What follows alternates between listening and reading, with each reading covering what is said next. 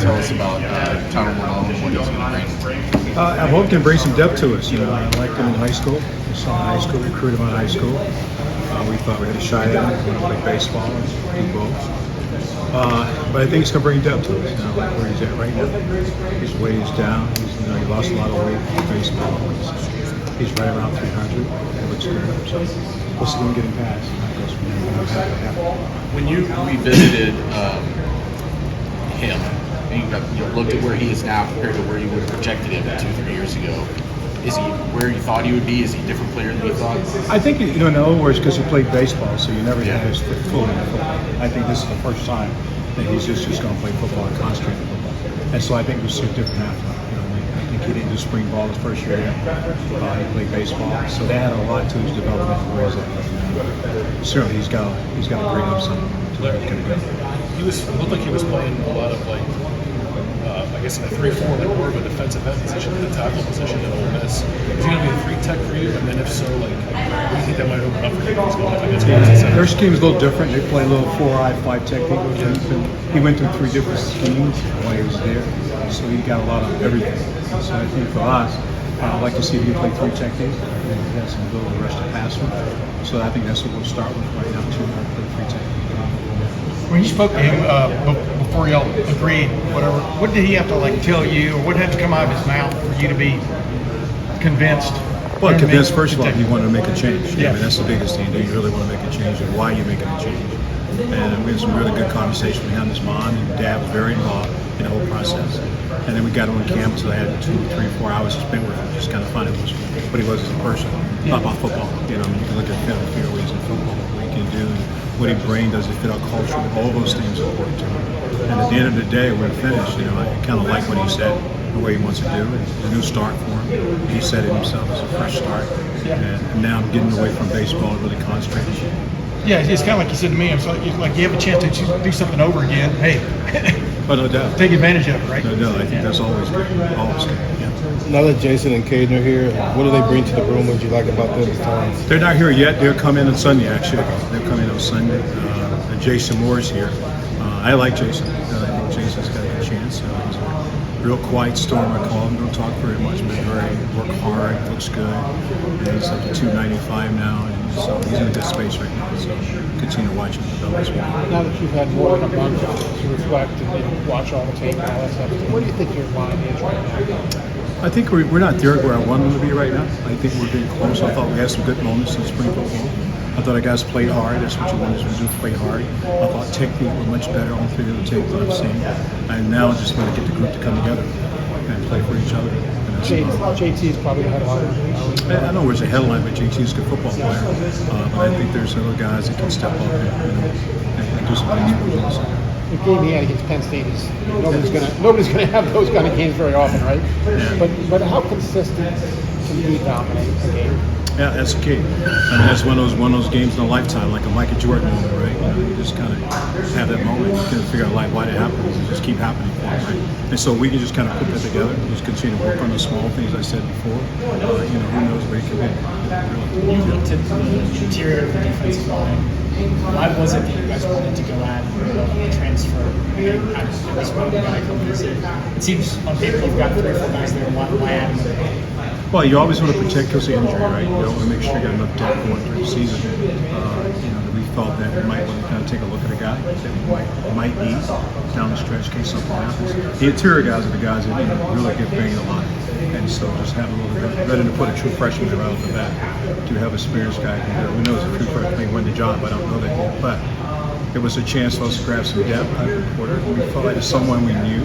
That was the first thing. He wasn't strangers to him. We knew he could fit our culture. That was the key. Because you want to make sure you put the right guy in the room. And we felt like he met all those criteria. And it was a good chance to get him. It was a good gift for him. Now that Jack Sawyer has his hand back in the dirt full time, was that development in the spring what you expected it to be? Where does he still need to grow? Yeah, I think it changed. You saw a different cat. Jack, I wasn't thinking as much. He played more freely. I think as he continued to build his skill set going forward, I think you'll see a really good person in the field. So I think this is the best thing's happening. What specifically do you think he needs to still grow in that department? Well, you can never stop being better. Right? So his hand placement, his pass rush skills, all those things still play a part. he never finished growing, so he had a chance to just do it more now because he's doing one position.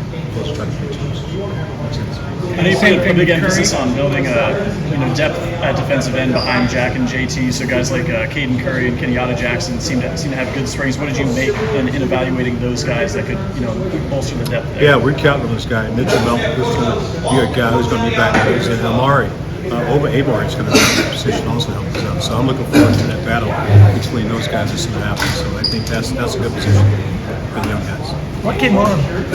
Did Legbo come out with Kenyatta Jackson this spring, et cetera? I mean, what did you see just kind of, because he's just sort of, I mean, he's been around, but did he just blossom? How would you describe it? Yeah, I think he was a real good player in high school. Yeah. Don't get me wrong. But I think that what he brought to the table coming in, he was really serious. He was committed to getting better. And he goes on the field, and he just competed. And I like the way he competed.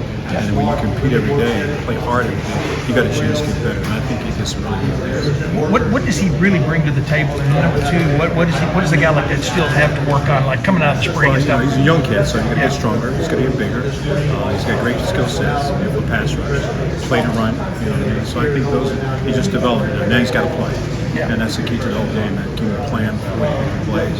You get him ready for a big time game. Did Caden Curry, I mean, he's talked a little bit about the weight he put on and stuff last year. He maybe too much too soon or whatever we want to call it. But what did you see out of him in the spring? Do you because obviously he played a little bit early, but then seemed to kind of slip out of the plans a little bit for the most part. Yeah, I think he put the weight back on. He's up to 260 right now. Really keeping it at 260, which is really neat.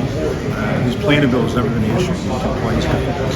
Now being stronger all the time, and I think that's what we have right now. So more certificated on football. I'm not trying to get you to gush about these guys, but there's four guys right here. Kenyatta, Caden, JT, and Jack seem to be above average, so to speak.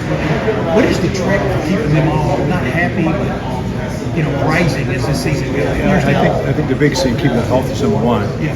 The second thing is that can we get them a chance to play? They're going to play games. It's a long season. It's a long season, and not one guy can carry all the reps. It just can't happen. So they'll end up playing. Now we just got to get them strong, get them ready to play, and hope we can play them early and have a chance to have a really good depth down the stretch. One of the things, Ty Hamilton, you know who that is? I do. Remember Devon Hamilton? I do. Who just kind of came on Yes, sir. like a progressive thing? Sir, yeah. Did the acorn not fall far from the Not tree far with from Ty? the tree. Ty's done the same thing. He really has. He came out of high school at 260. Everybody thought he was the deepest man. I probably wanted to sit up like he's going to be a pre-tech, be a nose guard. And it turned out to be he's 295, and he's had a great spring. And you can see the same thing happen to him. The confidence and the leadership skills are coming out of him now. He's in charge. And that's really cool to see. But you're right, yeah, he's there. And then, does he have the ferocity? I mean, do you see ferocity come on with confidence? You're still what I'm saying. Yeah, I guess that's what I'm Because it's a heavyweight boxing match every That's right. What have you seen just like really with him, Tyleek, and some of those guys? Well, you got to keep him. Ty's very strong. He's physically strong and inside. He can manage himself very well at 295 pounds because he's so strong. And that's the thing we saw him do in the spring. And that's what we can do in the fall. So they give us a bonus there. And Tyleek the same thing. And Mike Hall. And you can give on and on. The guys both take some stuff. Jaden McKenzie had a great spring. Really great spring. So it's all a matter of time. That's what happens. We'll always starting. We got August to get going. We'll see as we go. Where's Mitchell Melton at health-wise? Obviously, he did some stuff in the spring, right? Yeah, he's probably 100% right now. He's doing everything, running, lifting, so we're looking forward to getting him on the field. Yeah. You guys still kind of thinking about him in the Jack role, or is that We not are. something We are. We're going to look at him in their role. Yeah. Do you have a sense? Was it obvious to you in the spring that almost everybody's back on this defense? If you understand what I'm saying, that y'all went through a tough period last year. So I mean, what have you seen that's different, I guess, about this group compared to this time of year ago? I think the biggest thing you see is the unity, the brotherhood, right? Guys playing for each other. I think they're always key. When guys start playing for each other's defense. And another year under our belt, playing in the defense. So that's a bonus too. So then the guys got a familiarity with what the defense is, what it's all about, what Coach knows wanted to do. So now it's just kind of playing together. I think that's the interesting part.